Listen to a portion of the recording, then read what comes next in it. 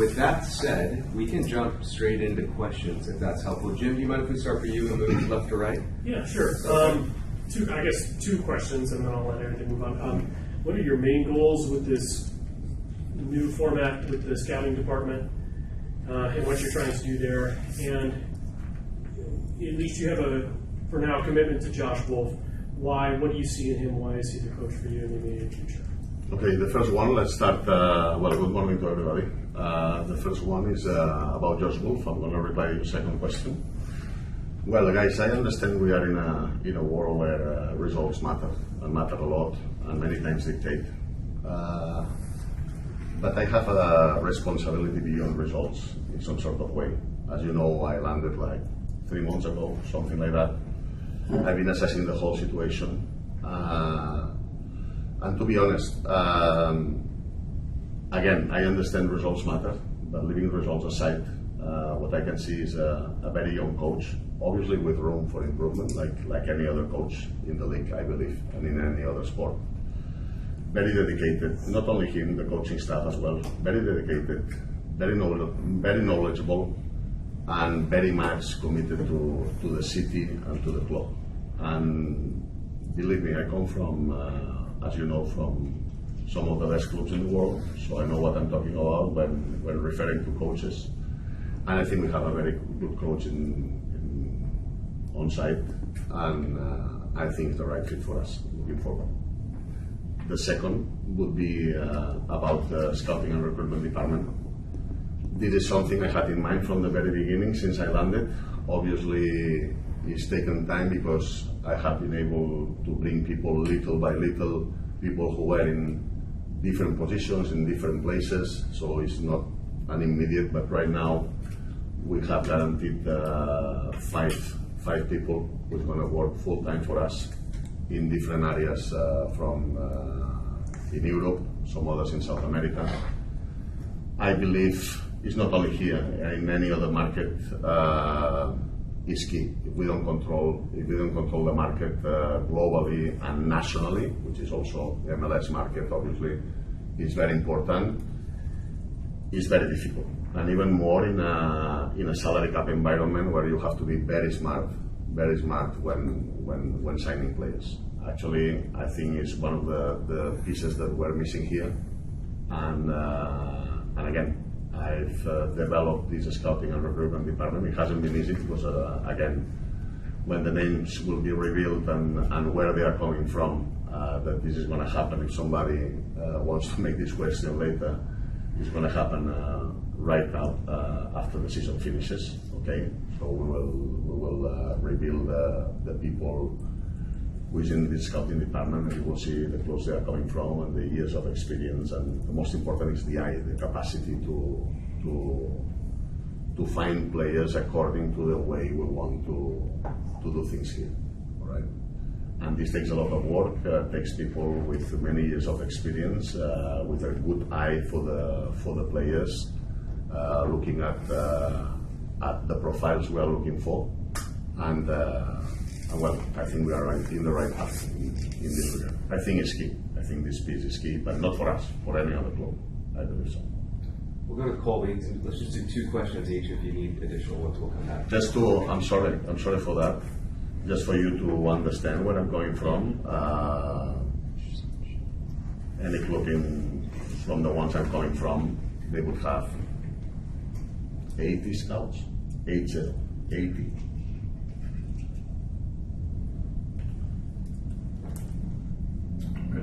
I'm just talking about that I've started developing this with 5. So imagine how important is this piece when I'm talking to you that the big clubs in the world have this amount of scouts all over. Colby? The last 3 months, what did you see was the biggest maybe issue just in not getting results on the field? Josh said Saturday night he thought it was giving up too many soft goals, but from your perspective, what was it? The reality is that in any other sport, momentum and little details matter a lot. Let's going to be honest, the results have been disappointing. I'm not sitting here trying to cover the results. The results have been disappointing. And for the same reason that in my first press conference I said that I think, and I still believe, the team overachieved last season, potentially the team underachieved this season. That's the reality. So I think, I believe the team sits some sort in the middle of both seasons, let's say. Okay, this would be fair to say that.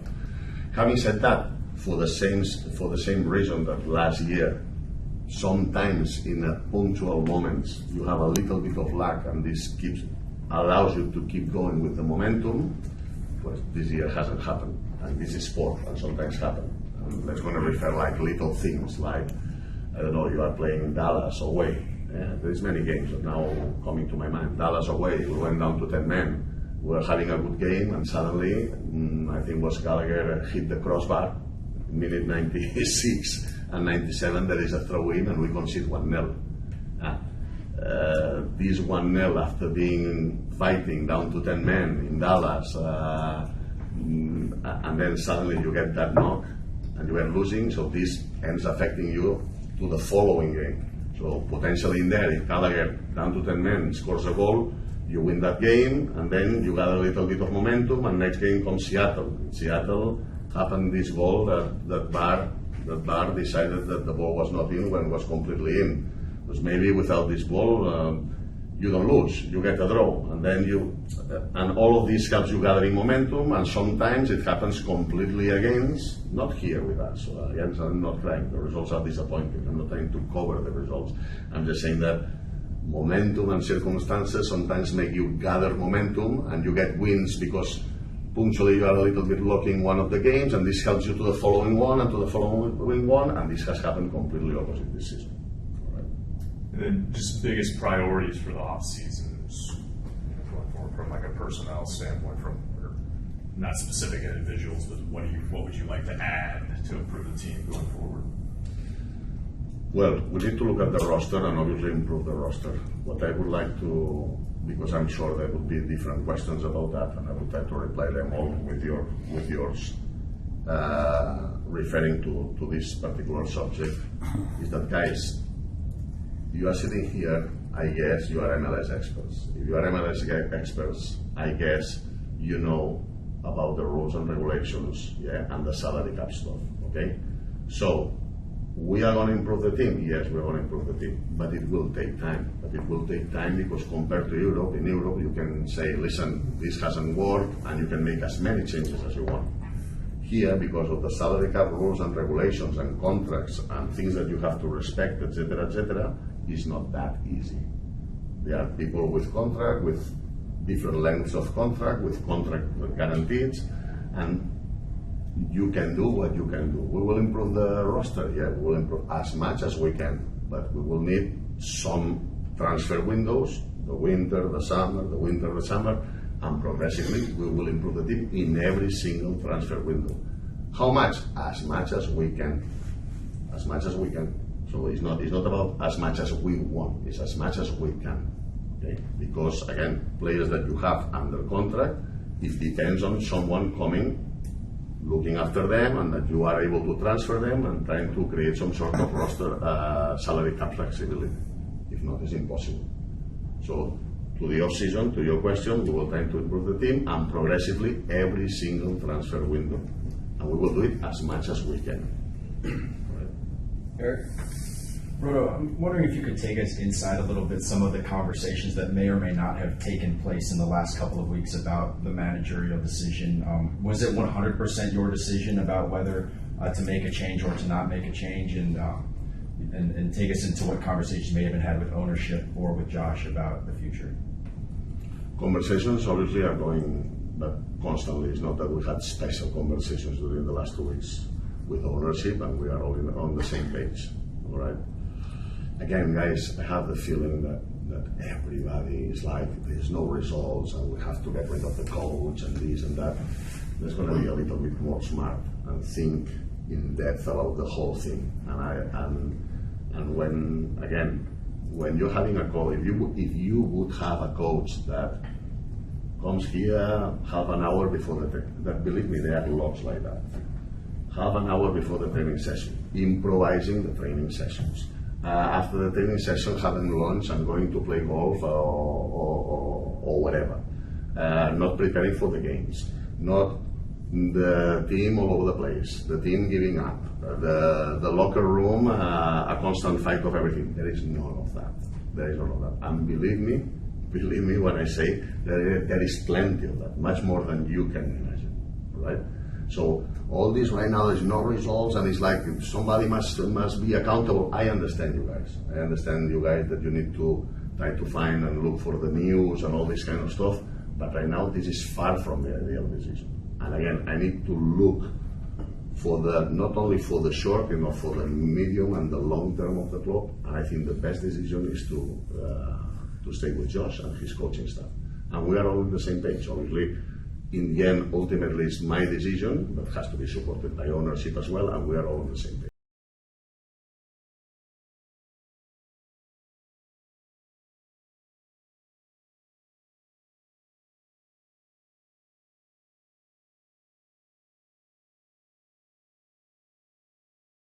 Also, was your stance, this club was in 5th place when you arrived here in MLS and playing very well.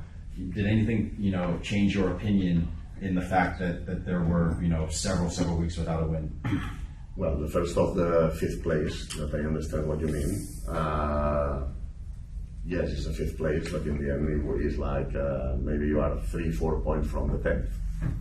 So it's not a 5th place like sometimes you are in Europe, they are 5th place and the 10th is 20 points difference, right? So here, one of the things I see is that every single game, apart from very little clubs, when you play a very few clubs, is very even. And anybody, some sort of can win.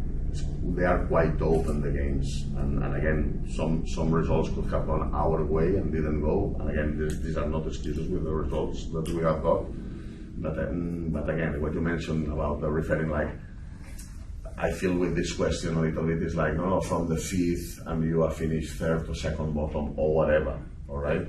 And it's like, yes, but the reality is that between the 3rd bottom and the 3rd, there are 9 or 10 points. 81 days without a win, though. Yeah, phenomenal. I can relate to coaches that right now are in the league, American coaches that right now are in the league, and I'm not going to mention names, who a few years ago went 14 games without a win.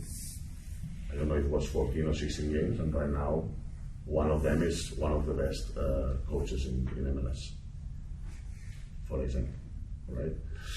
Results, yes, are very important, and I understand you guys, and we are in the culture of winning. It doesn't matter how, and it's the most important thing. But I need to try and put common sense to the whole thing.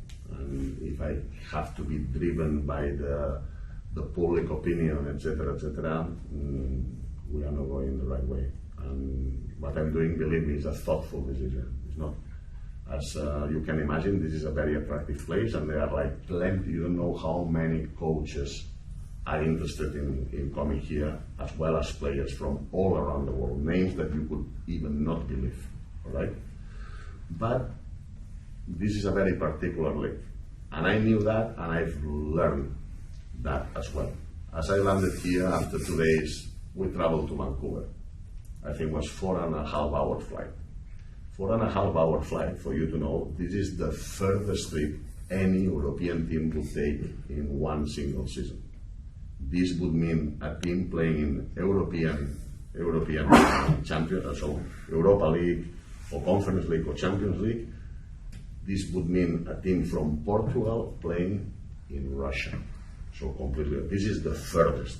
And here, first week in 2 days, Vancouver. After 2 weeks, New England Revolution, the same opposite side. After some other days, New York Red Bulls, another time over there. And not only that, different time changes, so time change, different surfaces. You play in Vancouver, turf, then it's grass, completely different weather. You play here, 110 degrees, you go over there, there's 60 degrees. And now it's nothing because it's summer. But imagine this I can imagine this during winter, where suddenly you are here with a pretty nice weather and you play Minnesota, snowing all over. All those changes, all these distances, all this everything makes this a very particular league. And to have the experience in this league as a coach is very important. And when you have a coach and a coaching staff with all the ingredients that I mentioned to you, we need to meet 10 times. I feel we need to meet 10 times. And another thing that, please don't forget, this club is 3 years old. 3.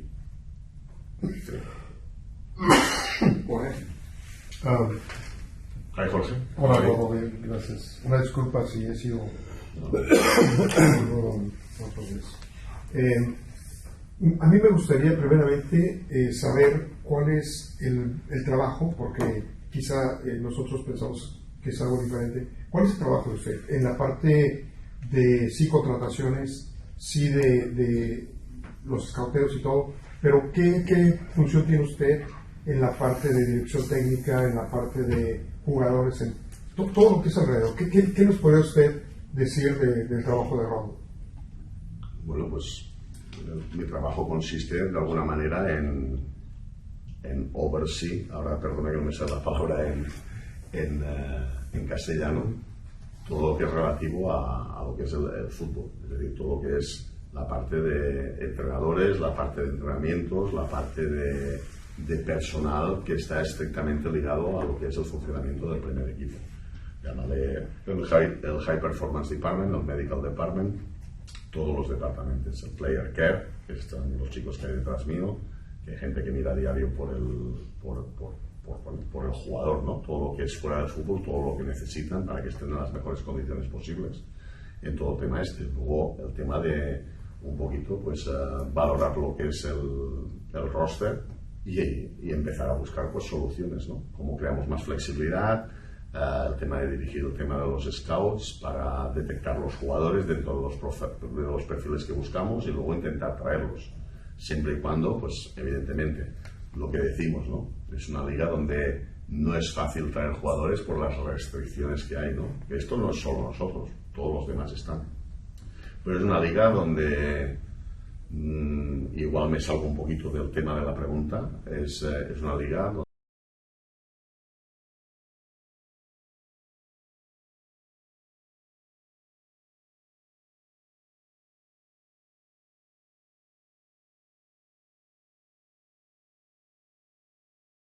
generas movimiento ni plusvalía en los jugadores, no puedes añadir dinero en el paquete en el budget, y si no lo tienes entonces no puedes ser competitivo internamente.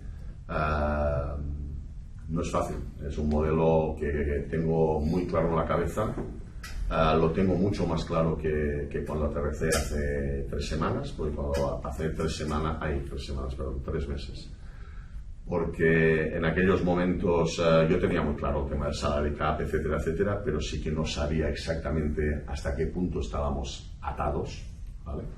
Y eso es una cosa pues que he ido descubriendo con las semanas, con los días, y bueno, y ahora pues esta es la situación, ¿no? Que es lo que le comentaba. Es una situación donde no tenemos demasiada flexibilidad.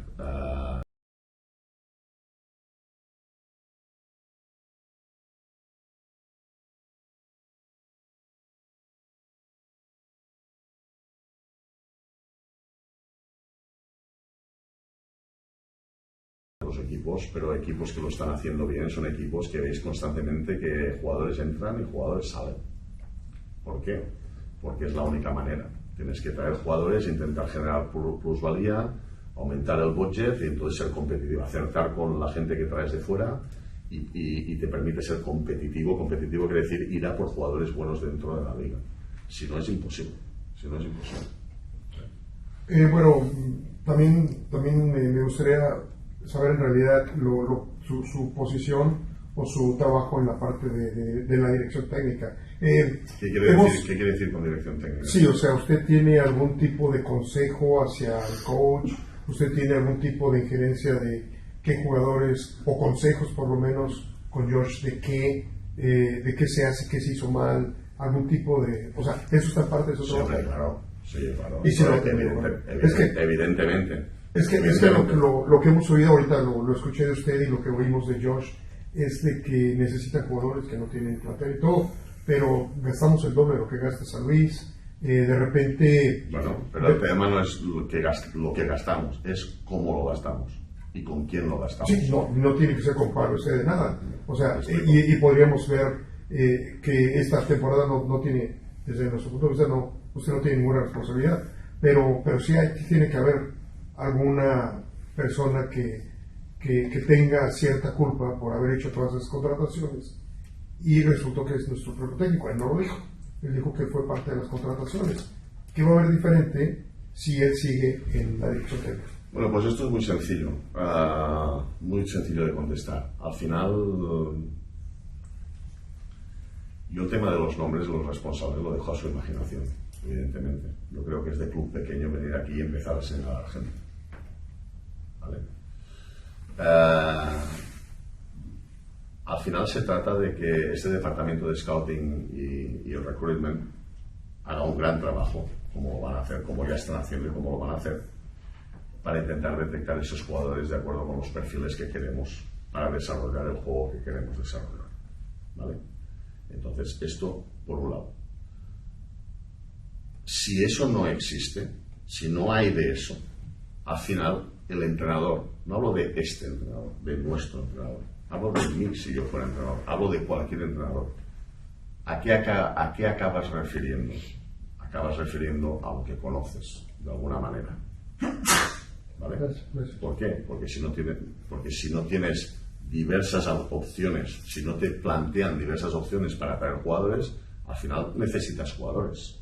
Tienes que llenar la plantilla de jugadores. Entonces, evidentemente, pues mejor o peor, el entrenador y el grupo de entrenadores acaban participando más y acabando trayendo jugadores que ellos ya conocen. ¿Por qué? Porque han entrenado antes, porque conocen a aquel y han preguntado por el otro, etcétera, etcétera. Pero eso no quiere decir que sean las mejores decisiones, ni las peores. Pero lo que sí que está claro que no pueden ser las únicas decisiones. Entonces, por eso, de alguna manera, el desarrollo de ese departamento de Scouting and Recruitment, de acuerdo con traer muchísimas más opciones a nivel global y a nivel nacional, ¿vale? Para intentar tomar las mejores decisiones. ¿Vale? Y eso es tan simple como esto. ¿Vale? Lo que sucede, y ahora les comento, a mí me encantaría, pero esto no puede ser, evidentemente, o sea, no puede ser porque yo no lo puedo permitir. Si ustedes vieran el trabajo que son capaces de desarrollar la gente que hemos traído, ¿vale? Es espectacular, ¿vale?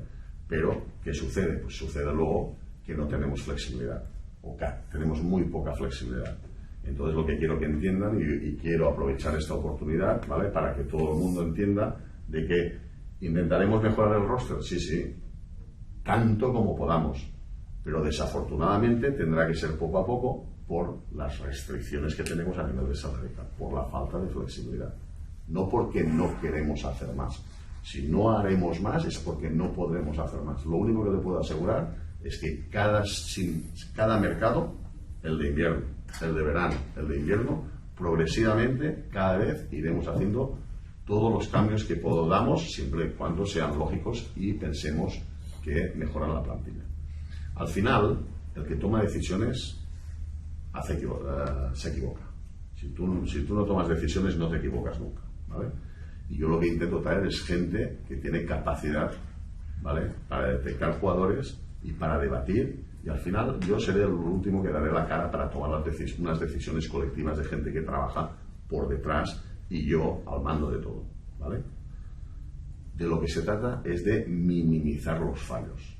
Es decir, siempre habrá el fallo. ¿Por qué? Porque al final, cuando traes un jugador de fuera, siempre está el tema de la adaptación. Se va a adaptar, que si el idioma, que si el clima, que si la mujer está contenta, que si no está contenta, que si... Son 1.000.000 de cosas que influyen en todo esto. Por eso, el jugador que ya está dentro de la liga, de alguna manera, tiene más valor. Tiene más valor en el sentido de que ya sabes que está adaptado, que está, ¿no? Que ya funciona, que ya la familia está contenta viviendo aquí, etcétera, etcétera. Pero bueno, para ir a por el jugador bueno nacional necesitas CAM, y si no tienes, me explico, no, si no hay flexibilidad, pues es muy difícil todo esto. Entonces es una maquinaria que tiene que empezar y que progresivamente, como les digo, iremos mejorando el equipo en cada mercado, pero tendrá que ser de manera progresiva.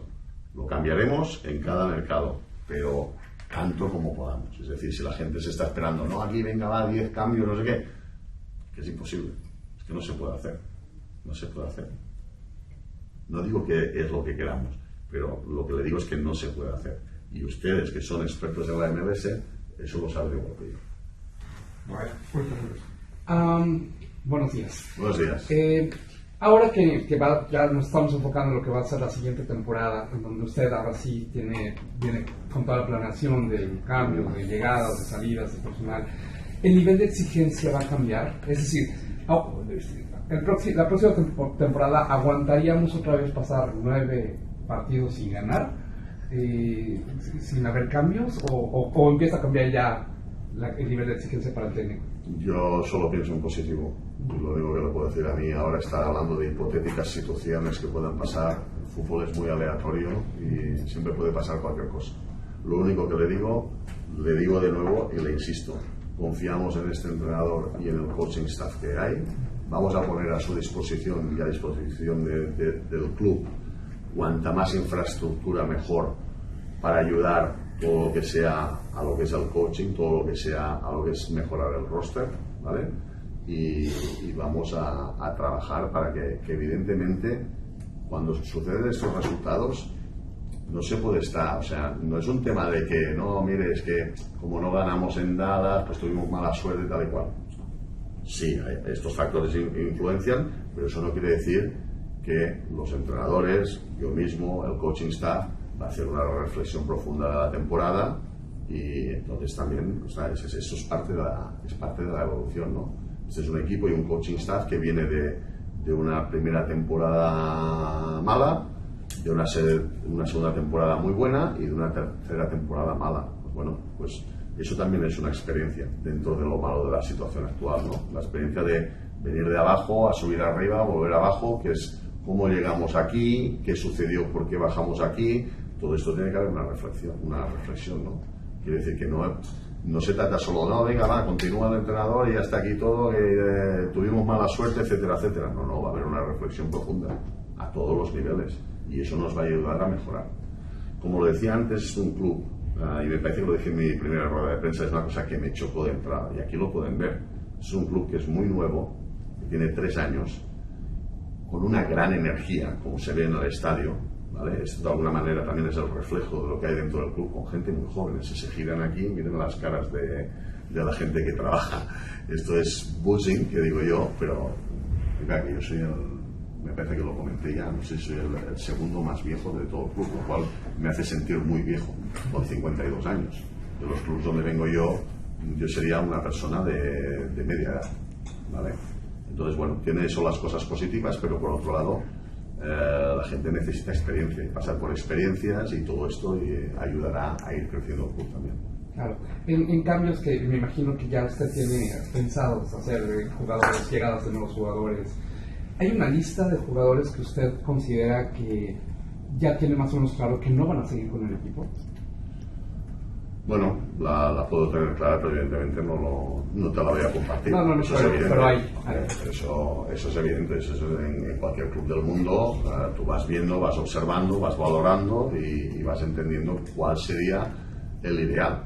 Dentro del ideal, luego, lo que comenté antes, pues hay que ver qué es lo que podemos hacer dentro de lo que pensamos que es lo ideal. Pero bueno, todo esto se va a empezar a medida que acabe la liga en 2 semanas, cuando ya todos los equipos saben si están en playoffs o no playoffs. Los equipos que no están en los playoffs empezarán a contactar con otros. Oye, ¿qué estás pensando en mover? Yo estoy pensando en mover esto a nivel internamente, pues a nivel del extranjero. Ya comenté en su principio que el mejor mercado para nosotros es el de verano, por un tema de que todas las ligas europeas terminan en verano. Pero bueno, intentaremos estar atentos. Sí que hay otras ligas sudamericanas, etcétera, que terminan en invierno. Entonces, pues bueno, aunque yo considero que el mejor es el de verano, estamos estamos encima de todo lo que sucede a nivel de las ligas que terminan ahora y posibilidades, etcétera. Evidentemente que hay pensamientos a diario. Si le digo la verdad, yo sueño. Esta noche pasada, y disculpen por eso no les estoy quitando crédito, no estuve soñando con esta conferencia de prensa. Estuve soñando con la confección de nuestro roster para el año que viene y cómo lo vamos a hacer a nivel de crear un poquito más de flexibilidad y qué podemos traer y qué podemos hacer. Eso es lo que me quita el sueño, más que otras cosas. Y a ustedes les respeto, O sea, yo estoy encantado de estar aquí. Oh, excuse me. Sean Rubio left, and he had a lot of knowledge about the league and salary cap, things like that. It seems like from the outside, are you planning on replacing him with somebody that has a similar skill set, or are you going to absorb that from the existing staff that you have with the first team, or like where do you expect to see that knowledge come in?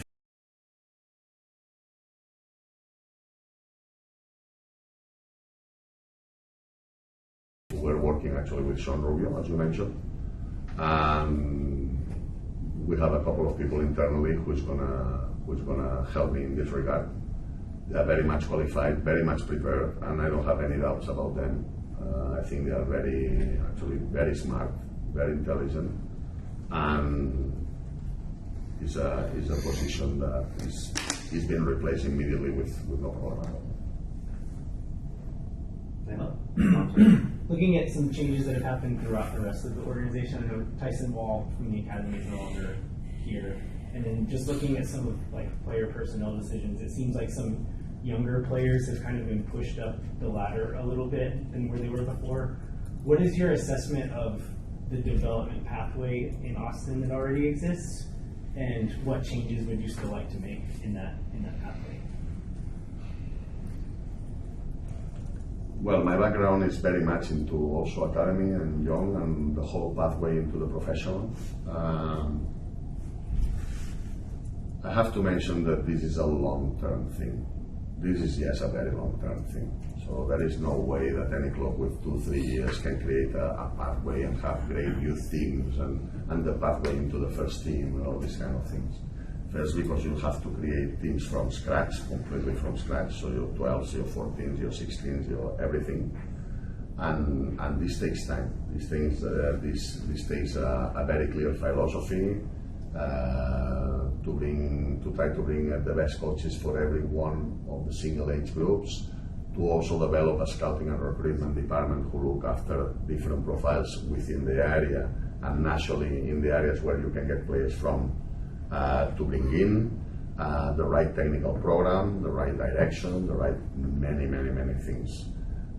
So we could talk about hours if you want about that. I would love that. But the reality is that right now everything is priority, but first team takes priority, and the second team, and obviously the academy.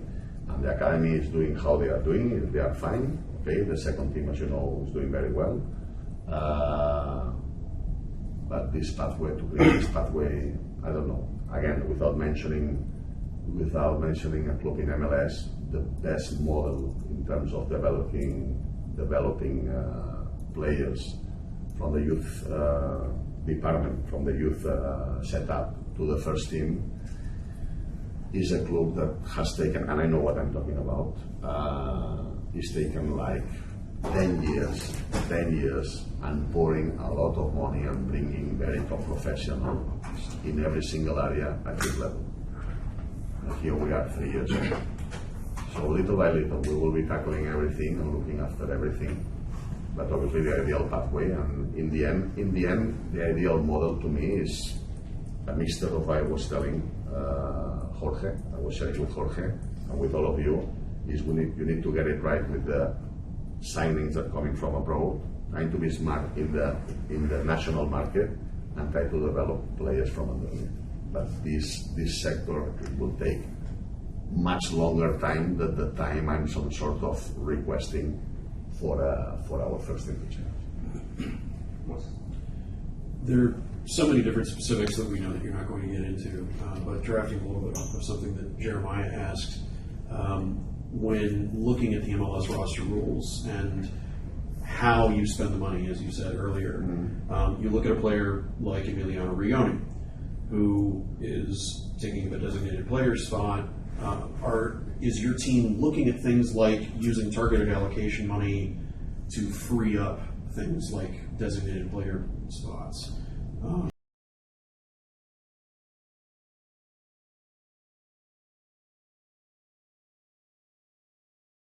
Long term, yeah, of course, that's the ideal. But again, right now we are tied up with many things. And right now, when you say no, using that, when I will have it. When we will have it. So right now we don't have any target allocation money to bring players down. we don't have. And Because it's used with different players. So until we are not able to, I'm not saying to remove, the word is not remove, is to move this player and free up. right. This is impossible. I guess more generally, then I gather don't know as well as we don't know what. And also, I'm sorry, as an expert of MLS that you are. I'll call him. No, that I suppose if you guys are here, I suppose that you have, you understand the whole Yeah. thing. Is not only the salary, it's the salary and the transfer fee. Everything hits your salary cap. So a player like the player that you mentioned, it's impossible what you're mentioning, because the transfer fee in addition to his salary goes much beyond the.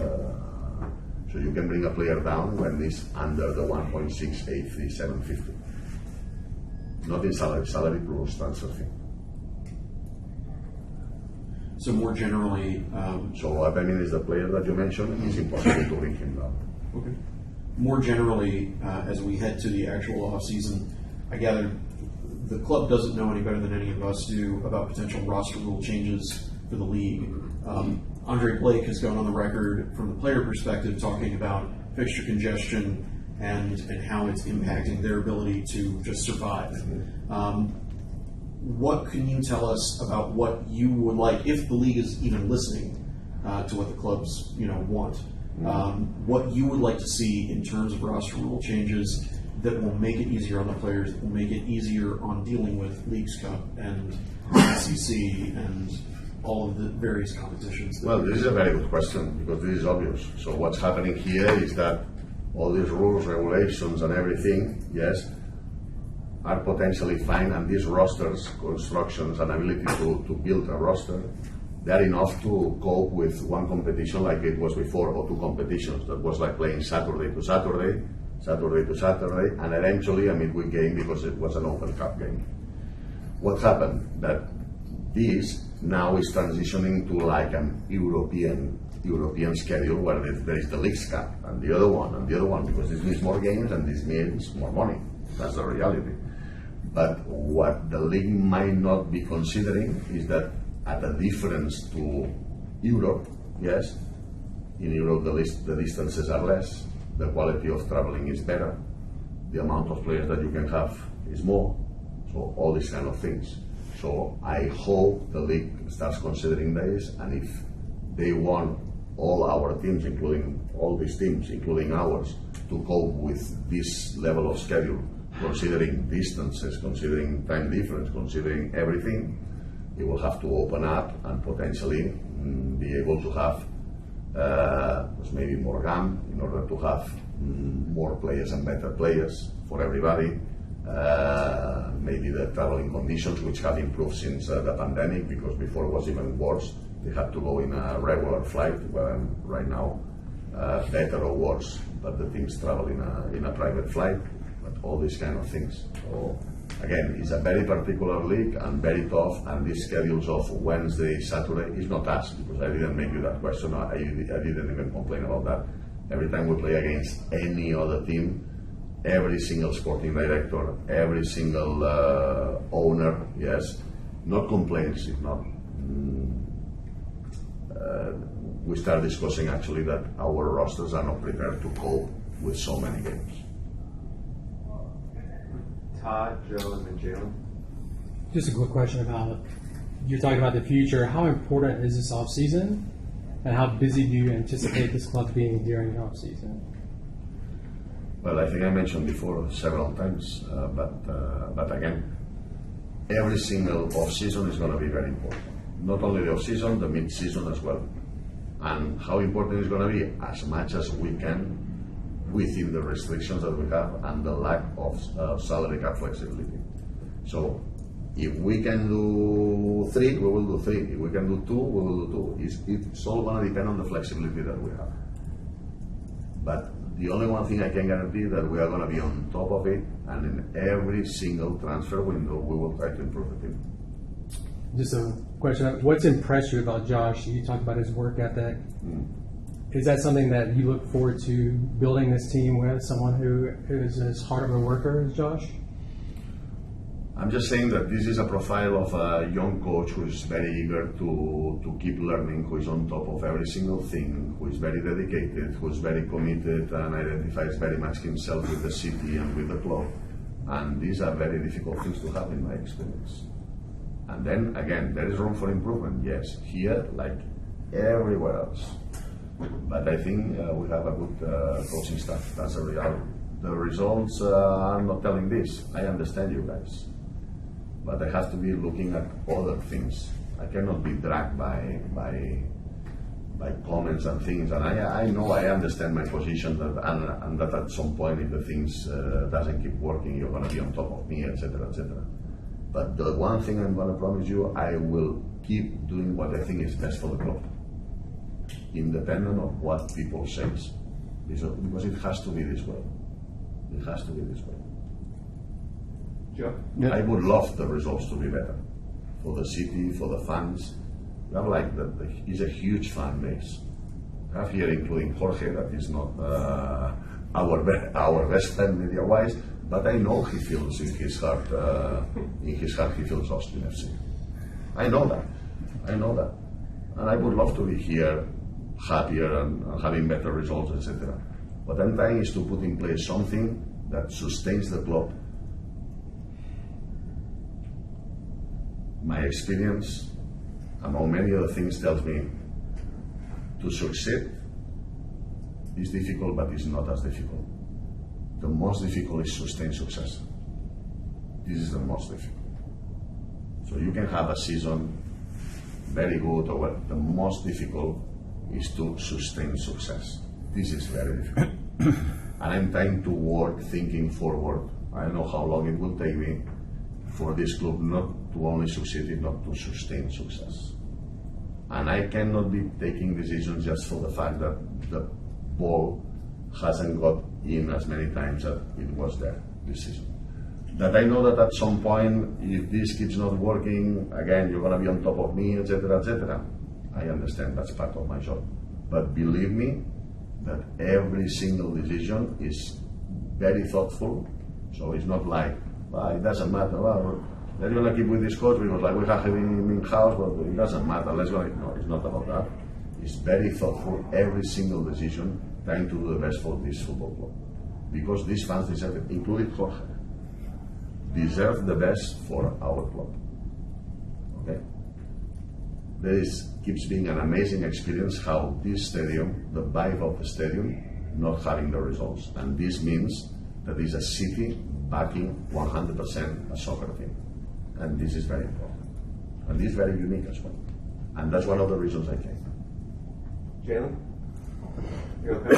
Yeah. All right, everyone. Thank you so much. Oh, you got 2 follow-ups? Let's start with Eric, and then we'll close out with Norm. Rodo, you're right. You mentioned Josh as a young coach. You have been a coach. You've been a coach for a long time. I'm just wondering, what advice or what help have you been, able to offer him in kind of getting past these first couple of years and getting that, the confidence and the relaxation to be the best coach that he can be? Well, Josh and I think we have established, as well as with the rest of the coaching staff, I think we have established in a very short time a very good relationship, a very good working relationship. We discuss about many things. He's very open and he's very eager to learn. He's not the kind of coach who is close with his ideas and he doesn't want to listen to anything. That there is also 10 million like that, which is actually an attribute that if you are very close, it doesn't help you develop further. Again, I'm not going to tell you that biases or whatever, but one of the things is that I think he's been trying to keep being himself and for the team to reflect who he is as a coach. Although there was a lot of pressure, the results were not coming, and sometimes it gets easy to get dragged to a completely different style of play, for example, when you panic. And he didn't, and I think, although we didn't get the results, I think this is also a good attribute.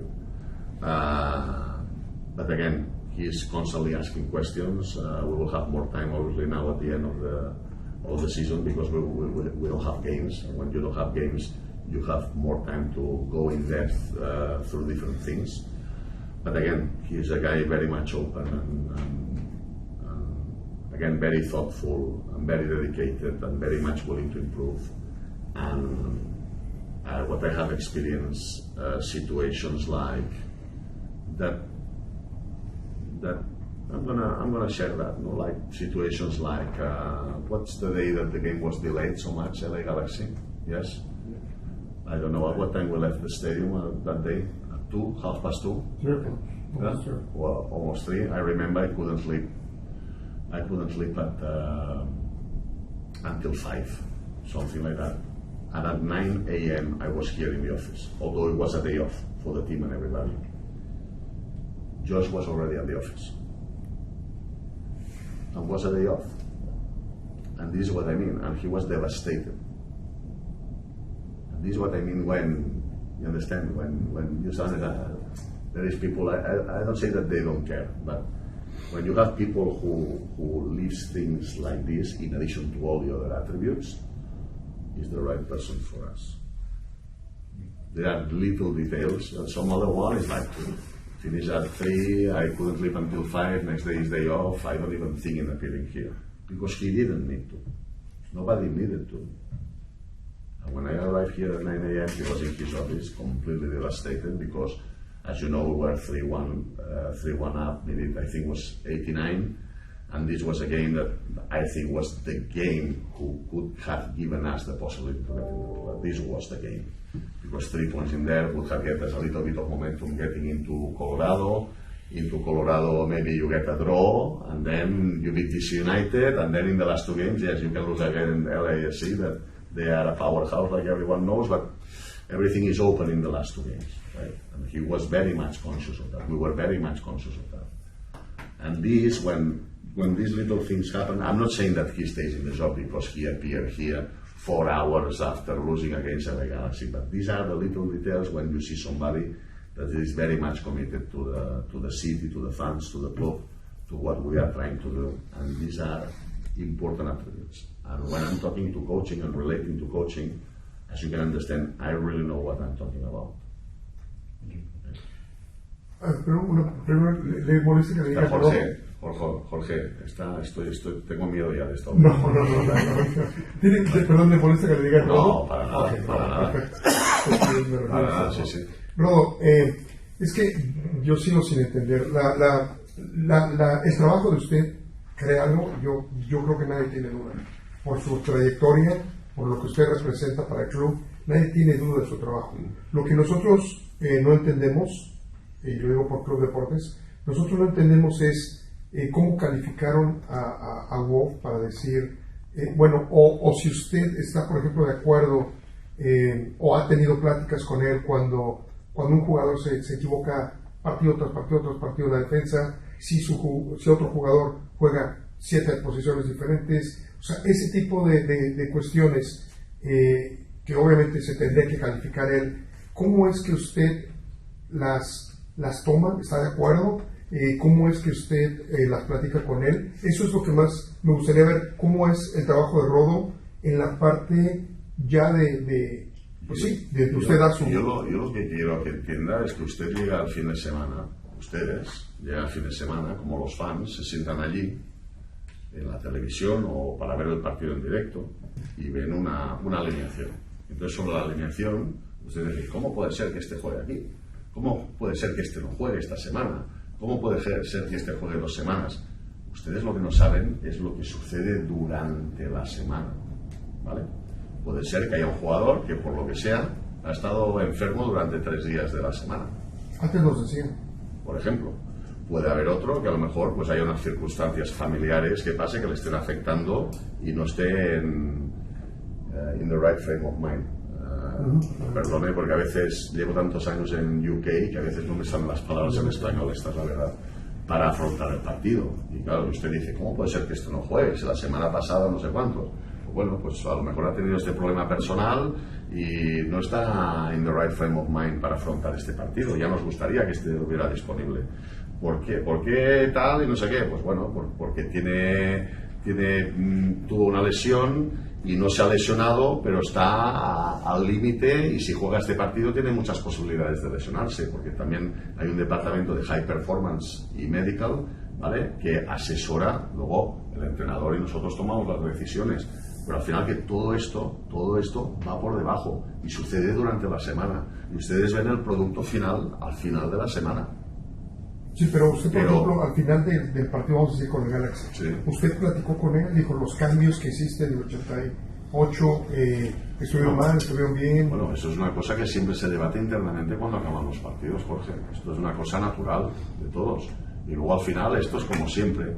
Haces 2 cambios y acabas ganando el partido y eres un fenómeno, y haces los cambios y no acabas ganando el partido y es un desastre.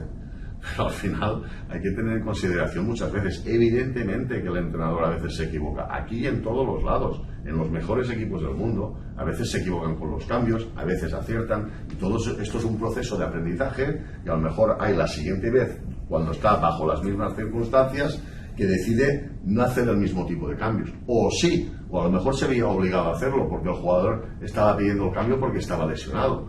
Porque también estás pensando en aquel momento, ostras, vamos de esta manera, pero vas ganando 3-1. Sí que es verdad que el partido más importante siempre es el que estás jugando, pero tienes aquel jugador que es tan importante que está a 1 milímetro de lesionarse para 2 meses. Y estás pensando, es que como lo aguante 5 minutos más, se me va a perder los siguientes 4 partidos. Entonces, claro, todo eso entra. Y luego, otra cosa que tienen que entender, señores, ustedes se sientan allí y esto es fenomenal. O sea, el fin de semana, mi tiempo de descanso, y esto es un entretenimiento. Ustedes no saben la presión y a la velocidad que circula todo esto cuando uno está en el banquillo y la pelota no para de moverse y ves que el partido se te va, o ves que esto y tienes que tomar decisiones deprisa. Todo eso es parte de la tarea del entrenador, pero es que esto es en todos los lados. Yo vengo del club de donde usted sabe dónde vengo, de los clubs que vengo, y usted no sabe lo que se mueve en un banquillo. Es una cosa de locos. Estamos hablando de locos. De locos. ¿Por qué? Porque estás esperando al contrario que juega de esa manera y no ha salido de la manera que tú esperabas, y ahora cómo modificas eso, y ahora cómo transmites eso a los jugadores. Todas estas historias. Entonces, que todo esto no es fácil y forma parte de un aprendizaje. Hay mucho estrés en las decisiones, y de nuevo, todos nos equivocamos, Jorge. Estoy seguro que usted también se equivoca muchas veces cuando en artículos o en comentarios o lo que sea. Yo también, y lo único que estoy es trabajo 24 horas para este club para intentar tomar las mejores decisiones. ¿Que me voy a equivocar en alguna? Seguramente, porque de nuevo el que toma decisiones a veces se equivoca, pero voy a intentar minimizarlas. Por eso el desarrollo del departamento de Scouting and Recruitment, para intentar detectar los mejores, para tomar las mejores decisiones, para intentar traer jugadores que generen valor para el club, para crear salary cap flexibility, para todo esto. ¿Vale? En el 2021 vamos a ver vamos a ver el toque de moda. We're coming up on an hour. We're going to go to Jim, and then what is this, Jim? Go Can I ahead. just pivot quickly back to the scouting department you're building? Do you Yes. plan to hire from scouts from the clubs you've worked with previously in Europe, be it Man City, Liverpool, Barcelona?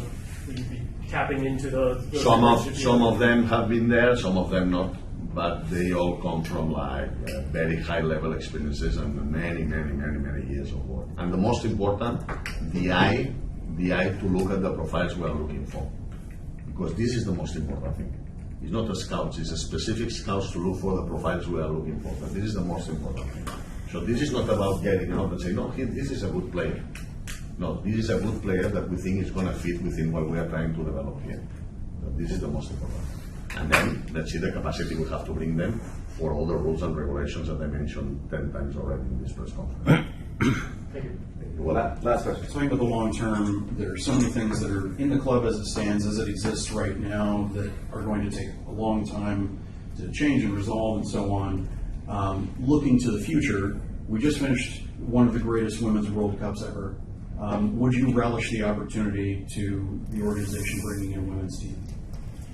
Well, this obviously belongs to ownership. They are now to reply to me like this, but first of all, I understand that women's soccer in this country is very popular, all right?